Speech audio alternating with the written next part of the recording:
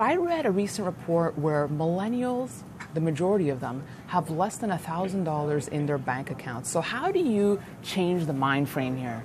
Well, let's talk about the problem first. We've got a whole new generation of people graduating from colleges in all kinds of different degrees, or even just high school, not understanding how they're going to set up their financial future for retirement. Because if you think about what you have to do in your early 20s, you've got to put aside 10% of your salary, minimum, every week, and invest it in the market over the long run. Let's say it makes 6 or 7%. So if you start now and you're in your early 20s with your first job, by the time you're 65, and the average salary in America is about $52,000. So if you keep 10% of that and you invest it every month, you'll have about $1.2 million when you retire, which is enough to live off in America. That's the problem. Okay. Now, people say, well, I only have $1,000 in my bank account. I only make or have $50 free a week or $20 a week. And Apple, I want to buy a share of Apple. It's $150. I don't have $150 to do that with. That's when it hit me. Why not provide fractional share ownership? In other words, Beanstalks is an app. You download it on your phone. Everybody's familiar with their phones, either Android or Apple. And you can put $5 in, $20, $10, whatever you've got, and buy fractional shares of your favorite stocks.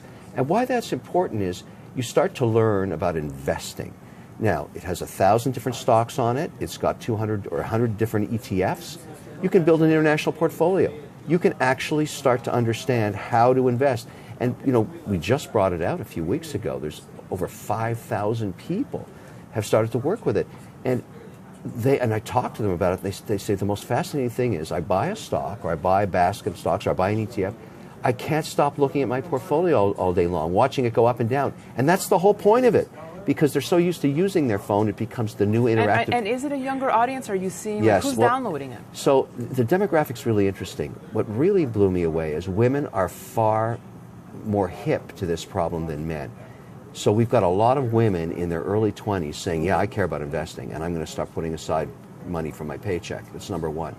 Number two is I'm amazed about how interested people are in buying stocks of companies they know and trust. The idea of brand. So Apple's huge, Google's huge, right. Amazon's huge. But they're starting to understand the value of diversification, because when you have one stock, you get a lot of volatility based on that stock price going up and down. But when you have 3 or 5, all of a sudden you start to see, wow, the price isn't changing as much when the market goes up and down. And the concept of diversification and investing starts to permeate the thinking. What I'm learning is our demographics sort of 21 to 38 right now, more than half women, which blows me away. I'm so proud of that, because they actually are smarter about investing than men, who aren't thinking about their futures. But the key is, once you start, it's really hard to stop, because you're saying, gee, this is working for me.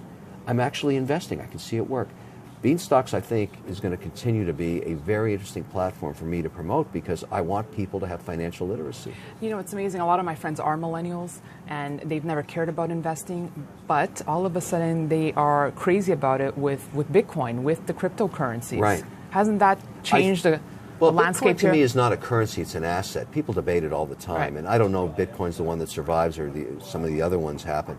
The point is, that is interesting, the fact that they would understand I can buy an asset, I can watch its value change, and I can somehow take value and park it in some place where I don't spend it, where I invest it for the future. Because the great thing about, you know, I'm not sure Bitcoins is a great long-term investment because I don't know what's going to happen to it, but I do know a company that makes free cash flow that pays you a dividend every quarter.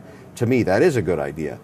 I know you love your dividends. I love my dividends because my mother used to say to me, never spend the principal, only the interest. So I can invest in an Apple or Microsoft and get paid every 3 months, and I can buy a pair of shoes with that.